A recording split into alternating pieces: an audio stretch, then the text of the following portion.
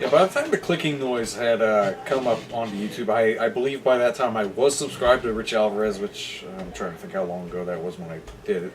But just the title, the clicking noise, and the fact that it was like a 50-minute video, I was like, what can you do with a clicking noise in 50 minutes? So I kind of just held off on not watching it. I went like a month or so without watching it. Then eventually I was just like, I want to watch something on YouTube. Well, I've seen a lot of things. And it's like, I haven't seen much new stuff or anything interesting. So I watched it, and I was like, okay. I mean, the fact that there wasn't like an actual clicking noise, I don't remember hearing. I mean, that was kind of disappointing. The other thing I didn't like was just like, okay, what's up with all these F-bombs and stuff that they're not censoring? And fuck you, Dad! Fuck you and that corrupt business you work for! You could have saved everyone. Instead, you wanted to try to make money off this tragedy. I mean, like, I don't know. It just doesn't seem like Richalvarez when they make stuff like that. But hey, that's just that one thing I just recall them doing, so I guess that's fine. But other than that, I guess the story was fine. The term reprint, and there's like clones of people running around and whatever. But it was fine. I mean, what do you have to say about it, Mike? So yeah, after that we got clicking noise. Like Greg said, it doesn't really seem Richalvarez. It was a lot more dark and serious, but I think that's a good thing, trying something new. Clearly that stupid video game show didn't work, even though the movie was technically made while Super Mario Bros. Was still going on. It was still something new. And yeah, it got released late, but it was enjoyable. I thought the whole film was done very well. I just have two problems with it. One, acting. Come on. Adam, don't talk like that. Come on. You two are reprints. You need to go to your designated locations. There's one not too far from here. We're not going! You have to go, son. Don't be afraid. Nothing terrible will happen to you there. Are you kidding me? Have you seen what those things do to humans? I'm not going to compromise the safety of my real son. If they don't get you, they'll go looking for your original. Just go away! The Matt and the guy who lived with his mom, who was going to die with his mother in the movie, those two were good. Julian Austin, you two are great with comedy, but when it came to taking on a very serious role, they blew it. And so did a lot of actors in this movie. And, like I said, Matt was really good, and the one guy who was with his mother in the movie was really good, but, that's really it. But, on a second problem, the writing wasn't very good either. And it would have worked really good as just a simple story about it being Doomsday and a guy wanting to go find his girlfriend to spend his final hours with him. Maybe not the most original story, but it would have been cool to see these guys take on something serious like that, and I think it would have really worked. But then they tried to add in this big story of the reprints last minute, and that's where it kind of screws up there. But, once again, it was good. The music was really good, the effects were really good, the camera shots were really good, it was put into the right direction. I just really think they should have reconsidered their cast, and maybe worked on the script a little bit more and thought about how to make it less complicated. And by the way, a complicated script like that wouldn't have been bad. It was a decent idea, it was just all thrown together way too quickly, and if the movie was, like, let's say 2 hours long, maybe it would have worked if they kind of, like, gave a little bit more of it away as the film went on, but just throw it all together last second. It has to be a really clever twist to make it work. Like Sixth Sense, that worked. This, it was just pretty fastly done, but it was still a good movie. It's still worth checking out.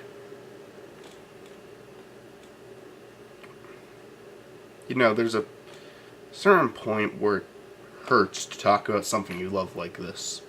Because, let me just get one thing clear. I'm doing a review to give honest criticism, but no matter what I say here, the Richalvarez channel means a lot to me to this day, and I even do consider it my favorite YouTube channel. But that stupid video game show was the worst thing I've seen in my life, by far. Okay, maybe the worst thing ever is unfair, but the worst show I've seen on YouTube, at least. Oh my god, the jokes didn't work, the stories were stupid, and I get what it was trying to do, was trying to be like Season 1 sketch form. No, Season 1 was not just a bunch of stupid sketches put together. There was a plot. It was a very small plot, but it's what built up to a second season where you could build up a stronger plot. Season 1 was made to get you to know the characters, introduce them each one by one, even if that wasn't the original intention.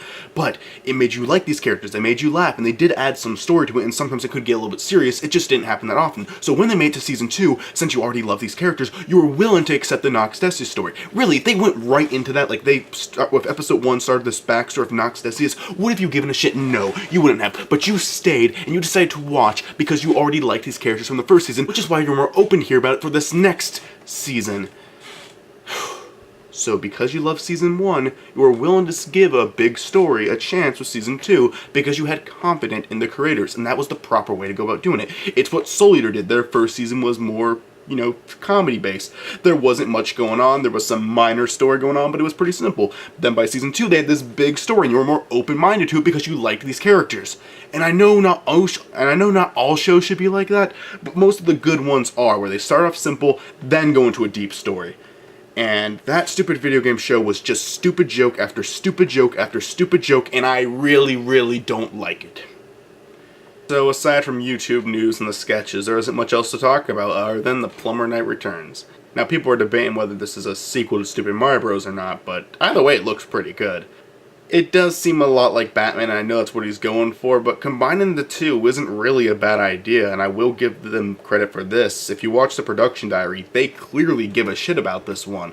I mean, they're working their asses off on this based off what I'm seeing. The set was set up really nicely. They're actually having a makeup artist, and they did a great job making Richie look like an old man. They recently released a trailer for this, and it looks very promising to me.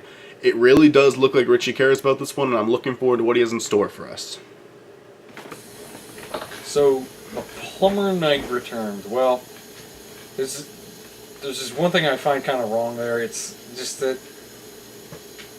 The idea of this series doesn't actually sound bad, but that name, Plumber Knight Returns. I mean, I just remember, like, what is it? A year or so ago, they had a 2-part cartoon movie come out called The Dark Knight Returns, and when I heard of this new series, The Plumber Knight Returns, I was just like, oh my.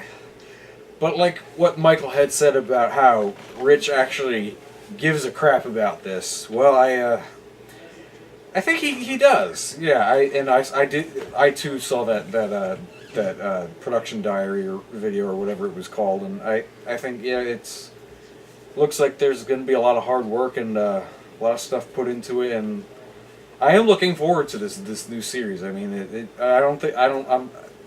even if it does get kind of bad, like halfway through, I think I will start watching till the end. I mean, the only time I really stop watching a TV show is when it gets really bad.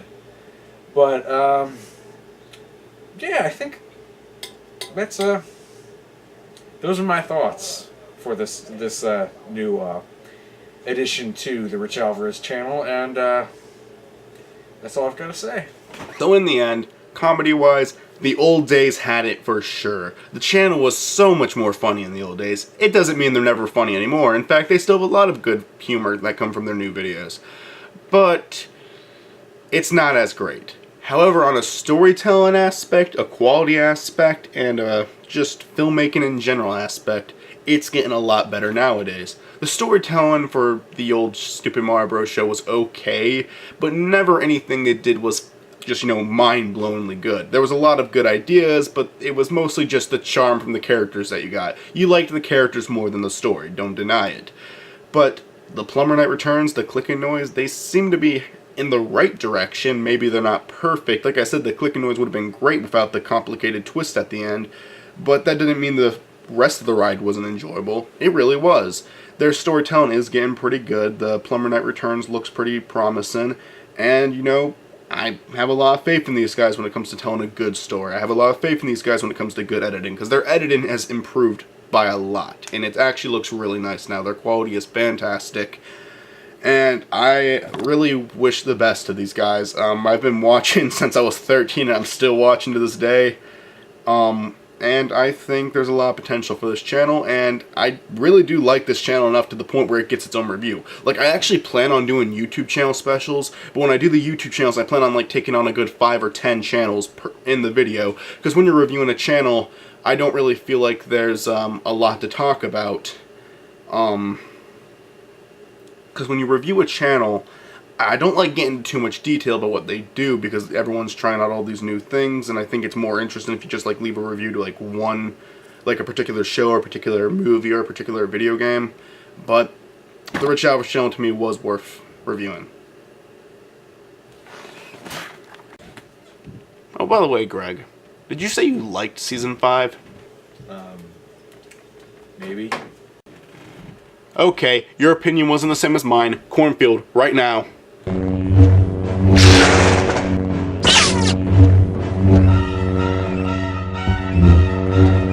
Last time I lost the sword fight. This time, I will not!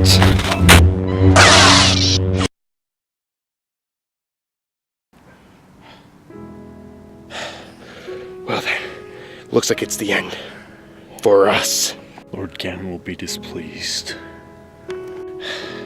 What the hell are you talking about? You underestimate him.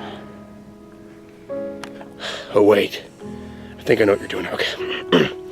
I don't estimate him at all. We both lose here today, but Lord Ganon will be victorious. I think you're wrong. Your team cannot win. Maybe not, but at least I'll die knowing that I finally killed you.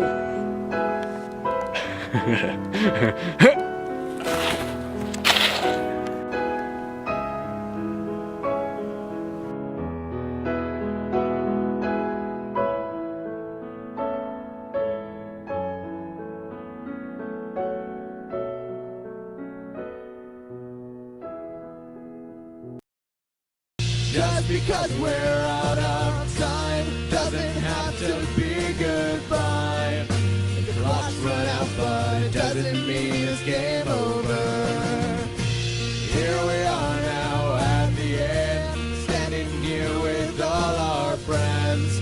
Up against no walls, our battles